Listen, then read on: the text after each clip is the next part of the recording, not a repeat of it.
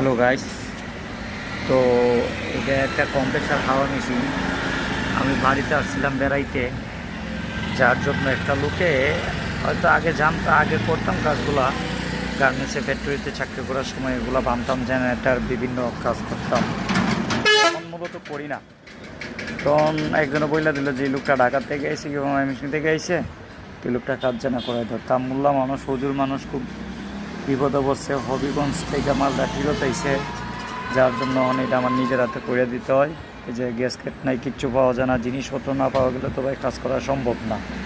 মানে এটা পাই না, খুব সমস্যায় আছি, যার জন্য এগুলা নিজে বানাই নিতেছি।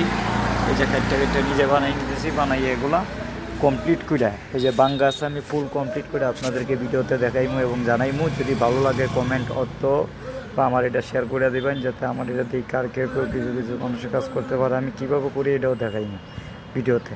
তো সবাই ভালো থাকেন, সুস্থ থাকেন, এটাই দোয়া করি, আমার জন্য দোয়া করেন। তো আল্লাহ হাফিজ।